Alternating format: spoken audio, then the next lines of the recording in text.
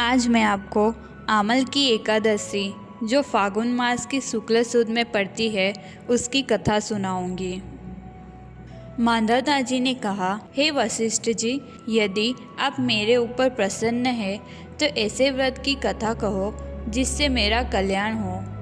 महर्षि वशिष्ठ जी ने कहा, हे राजन, सब व्रतों से उत्तम और अंत में मोक्ष देने वाली आमल की एकादशी के बारे में बताता हूँ। यह एकादशी फागुन की शुक्ल सुद पक्ष में आती है। यह व्रत करने से सभी पाप नष्ट हो जाते हैं। इस व्रत से जो पुण्य मिलता है वह 100 गोदान के फल के बराबर है। इसकी एक पौराणिक कथा है जो मैं तुम्हें सुनाता हूँ, उसे तुम ध्यानपूर्वक सुनना। वैदिक नामक एक गांव था। उस गांव में ब्राह्मण, वैश्य, क्षत्रिय, शूद्र चारों वर्ण आनंदपूर्वक रहते थे। उस गांव में सदैव वेद की ध्वनि गूंजती रहती थी। उस जगह कोई पापी, दुराचारी या नास्तिक नहीं था। उस गांव में चैत्ररथ नाम का चंद्रवंशी राजा राज्य करते थे। उस गांव के सभी लोग विष्णु भक्त थे, इसलिए बच्चों से लेकर बूढ़े तक सभी एकादशी का व्रत करते थे। एक समय जब फागुन मास की शुक्ल सुद आमल की एकादशी आई, तब सभी गांव के लोगों ने यह व्रत रखा। राजा अपनी प्रजा के साथ मंदिर में जाकर कुंभ स्थापना की। फिर धूप, नैवेद्य, पंचरत्न, सत्र आदि से भगवान का पूजन करने लगे। सब भगवान विष्णु की इस प्रकार स्तुति करने लगे, हे अंतर्यामी, आप ब्रह्म स्वरूप हैं। आप सभी पापों को नष्ट करने वाले हो। आपको हमारा नमस्कार है। आप हमारे अर्घ्य का स्वीकार करें। आप श्री रामचंद्र जी के द्वारा सम्मानित हो। मैं आपको प्रार्थना कर रहा हूँ कि मेरे सभी पापों को नष्ट कर दो। उस मंदिर में रात्रि को सभी ने जागरण किया। रात के समय एक शिकारी वहाँ पर आता है। वो बड़ा पापी और दुराचारी था। परिवार का भरण पोषण करने के लिए वो जीव की हिंसा करता था। वो भूख प्यास के कारण व्याकुल था।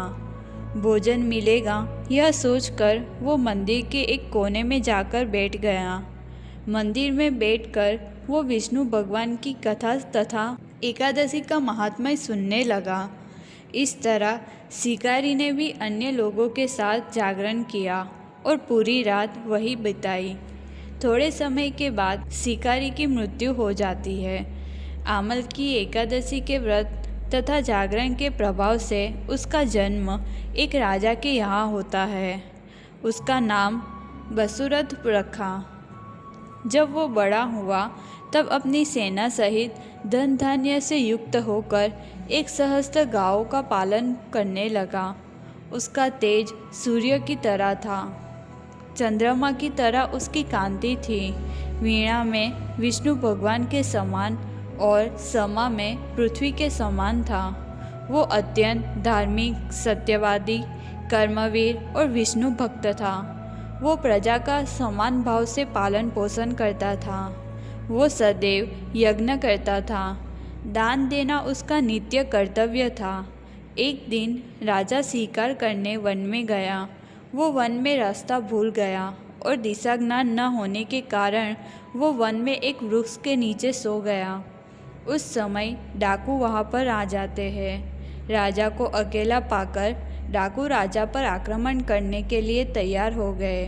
डाकू कहने लगे, इस दुष्ट राजा ने हमारे माता पिता, पुत्र, पौत्र आदि संबंधियों की हत्या की है और उन्हें देश से निकाला है। इसलिए हमें इस राजा की अभी हत्या कर देनी चाहिए। ऐसा कहकर सभी डाकू राजा को मारने लगे और अस्त्र शस्त्र से आक्रमण करने लगे, जिसकी वजह से राजा मूर्छित हो जाते हैं। उस समय राजा के शरीर से एक दिव्य देवी प्रकट होती है। वह देवी अति सुंदर वस्त्र तथा श्रृंगार से सुशोभित हो रही थी। फिर उनके आँख से ज्वाला निकलने लगी और उस समय वो काल समान प्रतीत होने लगी। उन्होंने डाकू के पीछे जाकर सभी की हत्या कर दी। जब राजा को होश आया तो उसने देखा सभी डाकुओं की मृत्यु हो चुकी थी और विचार करने लगा, इन शत्रु को किसने मारा, वन में किसने मेरी रक्षा की होगी। उसी समय आकाशवाणी हुई, हे राजन, इस संसार में भगवान विष्णु के सिवाय तेरी कौन रक्षा कर सकेगा। राजा फिर अपने गांव लौट जाता है और शांतिपूर्वक राज्य करने लगा। महर्षि वशिष्ठ जी ने कहा, हे राजन, यह सब आमल की एकादशी का ही प्रभाव है।